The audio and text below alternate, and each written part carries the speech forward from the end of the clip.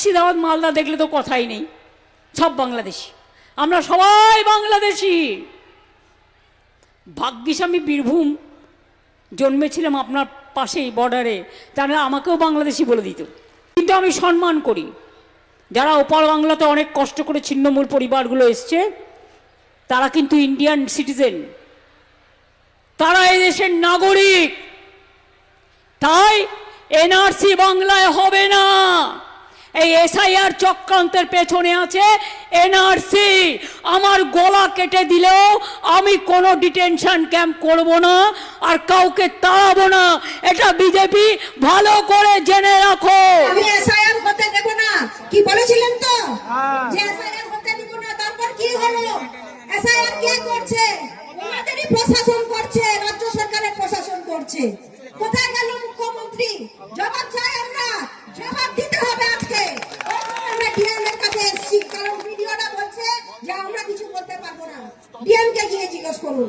তাই আমরা এসেছি, ডিএম এর কাছে জবাব চাইবো, এবং উনি যদি জবাব না দিতে পারে আমরা বৃহত্তর আন্দোলনে নামবো।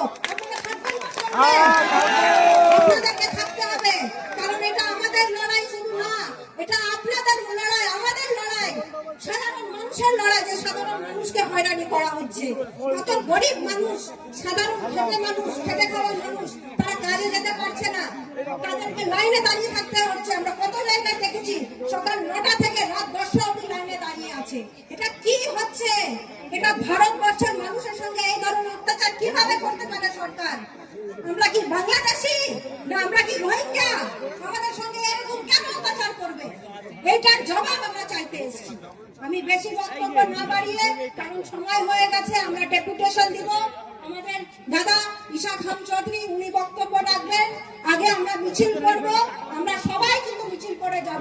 আমি আপনাদেরকে অনুরোধ করছি, কেউ কিন্তু যাবেন না, মিছিলে থাকবেন, এবং যতক্ষণ আমরা জবাব না পাই আমরা কিন্তু ডিএমকে ছাড়বো না। আপনাদের সঙ্গে থাকবেন তো? আপনারা সঙ্গে থাকবেন। এইটুকু কথা বলে আমি আমার সংক্ষিপ্ত বক্তব্য শেষ করছি। জয় হিন্দ। ওয়েলকাম টু এসজে মানুষ। তো আজকে মালদার সাংসদ, একদা টিএমসির অন্যতম গুরুত্বপূর্ণ নেত্রী সাংসদ মৌসুম নূর, তো তিনি এক গুরুত্বপূর্ণ কথা বললেন, যেরকম আপনারা শুনলেন, যে এসআইআর প্রক্রিয়া, রাজ্যের মাননীয় মুখ্যমন্ত্রী মমতা বন্দ্যোপাধ্যায় তিনি পশ্চিমবঙ্গে এসআইআর করতে দেবেন না, এ নিয়ে হুমকি চমকি দিয়েছেন, অনেক কিছু বলেছিলেন। কিন্তু কার্যত পশ্চিমবঙ্গের প্রশাসন, পশ্চিমবঙ্গের মুখ্যমন্ত্রী যে তিনি এটাকে আটকাতে পারলেন না। এসআইআর প্রক্রিয়া ভারতের অন্যান্য রাজ্যের মতো পশ্চিমবঙ্গেও যে চালু হয়ে গেল, এবং পশ্চিমবঙ্গ সরকারের যে প্রশাসন ওতপ্রোতভাবে জড়িয়ে এই এসআইআর প্রক্রিয়া সুসম্পন্ন করতে চলেছে। আপনারা জানেন যে বেশিরভাগ কাজটা হয়ে গেছে, খুব শীঘ্রই হয়তো পূর্ণাঙ্গ তালিকা প্রকাশ পাবে, আমরা জানি। তো এটি নিয়ে কিন্তু তোপ দাগলেন মালদার সাংসদ মৌসুম বেনাজির নূর। আপনারা জানেন যে তিনি মৌসুম বেনাজির নূর সম্প্রতি তৃণমূল ছেড়ে কিন্তু কংগ্রেসে আবার যোগদান করেছেন। যাই হোক, দলবদলের খেলা তো রয়েছে। তো এটি নিয়ে আপনারা আপনাদের মূল্যবান মন্তব্য অবশ্যই জানাবেন, যে তিনি কি ঠিক করলেন যে তৃণমূল দল ছেড়ে কংগ্রেসে গেলেন।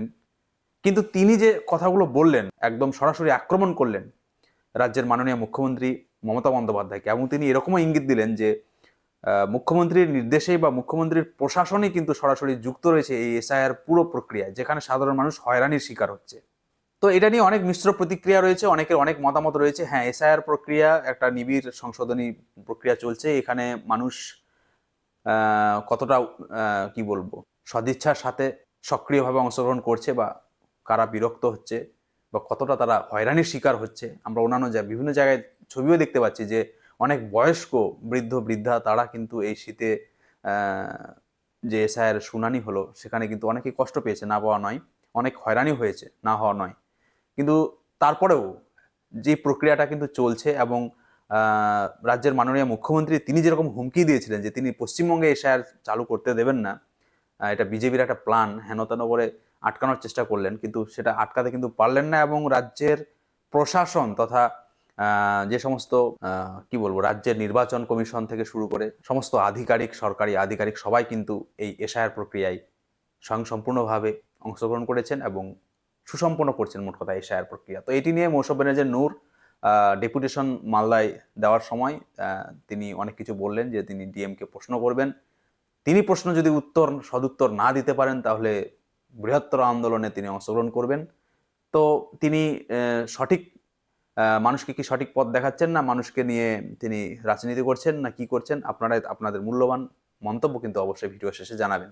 2026-এর নির্বাচনে আমরা এর আগেও প্রশ্ন করেছিলাম যে হুমায়ুন কবিরের যে দল নতুন যে ইউপি জনতা উন্নয়ন পার্টি, এদিকে নওশাদ সিদ্দিকীর হচ্ছে ISF Indian Secular Front, Asaduddin ওয়াইসির মিম, এবং এদিকে আপনারা জানেন যে সিপিএম এর মোহাম্মদ সেলিম, সবাই কিন্তু একটা জোট বাঁধার চেষ্টা করছে। এবং সেক্ষেত্রে মৌসুম বেনজির নূরের এই দল পরিবর্তন, সেটিও বা 2026-এর ভোটে কতটা প্রভাব ফেলতে পারে, টিএমসির কাছে কতটা একটা কি বলতে পারি আঘাত বা বাধা, সেটা আপনারা আপনার মূল্যবান মন্তব্য কিন্তু কমেন্টে অবশ্যই জানাবেন।